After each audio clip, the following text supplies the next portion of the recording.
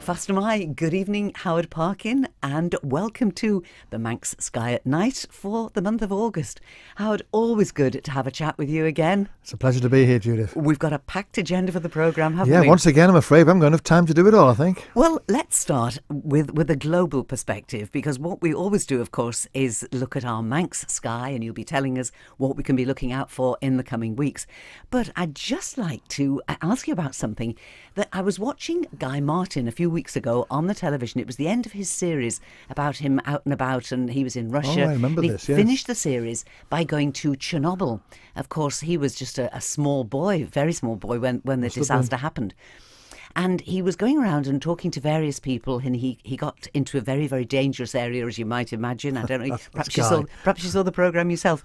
What fascinated me and made me think of you was he was talking to a man who's been living in an area of high radiation for quite a long time, and he's been studying and tagging the animals who are in the area, working alongside a vet. And so, of course, Guy Martin said to him, well, why would you be doing this?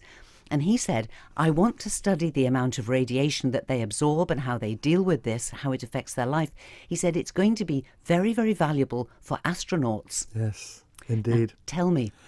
Yes, very important, because as we are looking, and I would say it's inevitable, but it's looking very likely that we're going to be sending a manned mission to Mars probably in the next 20, 30 years.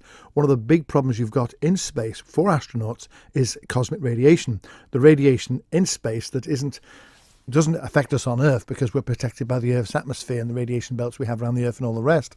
But when you're out in space, there's no protection. So the amount of radiation you can absorb in your body is obviously limited to, obviously for health reasons. I mean, they give these famous quotes about one X-ray. That's why your X-rays are shielded from the people who do the X-rays for you at the hospitals. Well, in space, of course, there's no shielding unless they've got something in the spacecraft. So they want to know how much radiation can be absorbed or not absorbed, and what's a safe level, what isn't a safe level, and so on. So having living tissue animals on the ground in Russia, in Chernobyl, obviously would be very useful, because does this affect the lifespan of the animal? Does it affect their offspring? Does it affect any genetic diseases they may develop? So very important, and I hadn't thought of that myself before, but it's very relevant. And of course, I bet they're watching it very closely, because going to Mars, as I started off to say, going to Mars is going to take 9 months to get to Mars. And if there's an outburst of solar radiation or something, which does happen on frequent occasions, we get these solar bursts, which gives us sunspots and the aurora and things like that, they could cause a problem. This probably is not a particularly good question to ask, but it is one that crossed my mind in our last programme. If they send people to Mars, how sure are they that they're going to be able to get them back? You could make exactly the same question about going to the moon.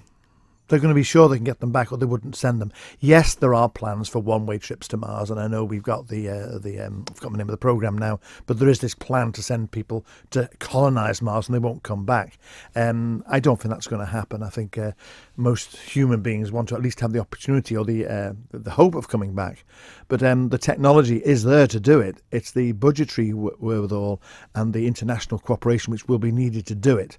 But I think it will happen, hopefully in my lifetime. But they are talking now of going back to the moon, and they're talking of using the moon as a stepping stone for Mars, because obviously they can go to the moon in 3 days, where it takes 9 months to get to Mars. So the same problems on the moon exist on not so much on Mars, because Mars has got some atmosphere, but on the moon, radiation shielding will be important, which goes back to your question about Chernobyl. Indeed, yes. And of course, the other question, inevitably, is the amount of preparation, because you have to try and expose the astronauts to every kind of situation that they'll be in the sky. Oh, they do. Really? They do. I mean, the simulators, they do for every sort of disaster they can. But, they do these things, and they think these guys sit there. I think they're quite depraved, some of them. They sit there and they think of everything that can go wrong. They'll have something go wrong, and then they'll have something else go wrong on top of the other thing that goes wrong. And they really push the astronauts to the limit to make sure they can adapt to emergency situations. Of course, they did it in Apollo 13, and they had never predicted that could happen on the way to the moon. No, when the lunar module, the command module exploded, and but they got them back by the skin of the teeth. Indeed, yes. Fascinating stuff. It is. And the other thing that fascinates us both, and many, many people, about this whole astronomy business is how old it is. Oh, yes. And the things that were discovered when people didn't have these sophisticated planetariums and the things that you were telling us about last month. Let's talk about the Andromeda legend. Oh, the Andromeda legend.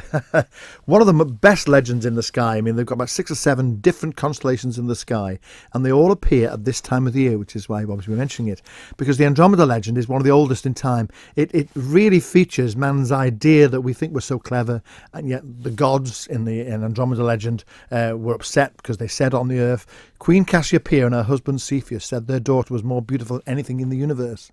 Big mistake. The gods didn't like it. They sent typhoons and locusts and all sorts of things. They sent everything to ravage the land. Oh, what can we do? What can we do? Said Cassiopeia to her husband Cepheus. And they said, in the end, they said, well, if you sacrifice your daughter, we will stop ravaging your land. So poor Andromeda was chained naked to a rock to be devoured by the sea monster, sometimes seen as Cetus the whale, another constellation in the sky. And of course, she's there, looking very upset and obviously about to be devoured by this monster. Along comes Perseus, the hero, riding on his winged horse, Pegasus, of course, he had to have a winged horse, turned the eye of the Algol, the monster, the Gorgon, the eye, which is called Algol, the demon star, to the monster. Monster was turned to stone, rescued Andromeda, and they all lived happily ever after. Now, it's a lovely legend, and all those constellations are visible in our night skies over the Isle of Man in September, next month. But there's a hint of truth to it. You might think, how can that be? The star Algol is held in the constellation of Perseus the hunter. Is a hunter, sword in one hand and a severed head in the other. And this is the head of the Gorgon, the one with snakes in her hair, who would turn you to stone if you looked into her eyes. Well, he's holding this head, this beheaded head. Beheaded head, is that the right word? And it's severed head. And this star, Algol, winks. It actually winks. How can that be?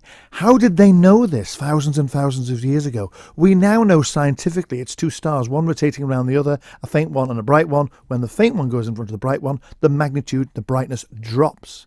Every 67.7 hours, it drops quite appreciably. And you can see this with your naked eye. It drops very rapidly and then comes back again about 2 hours later. How did they know that? So the legend was born, and the legend of Algol and Perseus and the hunter and Andromeda and all that has a hint of truth from observational evidence we can see in the sky to this day. So they must have had some kind of primitive kind of equipment to... Well, telescopes weren't used for astronomy until 1610. Yeah. They knew the star blinked. They knew it blinked or winked. They knew it winked. That was as far as I think we can obviously surmise from their observation evidence. They didn't have street lights or bonfires or Manx radio studio lights to look into, so it would be very, very dark. So they would have wonderful, clear vision of the phenomenon in the sky. And in the Middle East, of course, Perseus is a lot higher in the sky than it is from the Isle of Man. But what made that star blink? And of course, the legend was made from this, of course. And it was many, many years later we discovered that actually it's what we call an eclipsing binary star. But the romance of the sky is all there. It is. All these legends, all these stories. And you can imagine them in their deep, dark skies, Definitely. looking at the beauty of this and the shapes and the patterns, Yeah. and creating that story Absolutely. to go around it. Very true. And this is a great time of the year to do it, of course, because not only have we got the Andromeda legend and all that, we've got some wonderful signs of the zodiac. We've got the signs of Capricorn, we've got Aquarius, we've got Sagittarius, all these wonderful signs. And some of the legends, Capricorn, for instance, sometimes seen as a big smile in space, also seen as the bikini bottom for those a bit more base instincts, is a wonderful sign. And this represents the god Pan. And the god Pan was playing on the banks of the Euphrates or somewhere, and this monster appeared, and so Pan jumped into the water to escape from the monster, and Pan is often seen as a goat, but he turned his lower half into a fish so he could swim away. And of course, Capricorn represents the constellation at the bottom of the ecliptic, the zodiac, and Capricorn is climbing out of the bottom where the sun goes at the middle of winter. It's climbing, and what animals are good at climbing? Goats. That's why it's Capricorn the goat. So again, there's a hint of a bit of truth in the story, which obviously got embellished dramatically into the legend. And you can see Capricorn for yourself tonight if you go outside and it's clear. And when you're talking, when you're as the resident astronomer and you're on these cruise ships, do people like the legend to be woven into the fact of what they're seeing? I don't tend to do that in the lectures. The lectures are very precise and very oriented, that you've got to do a 45-minute lecture specifically on that topic. Yeah. But what they do, and the whole point of this resident astronomer program is, it's the first time I've done it, is you wear a badge. you have a badge on which says resident astronomer Manx Viking, whatever it is. Not Manx Viking, what am I talking about? Wrong Viking, Viking Orion.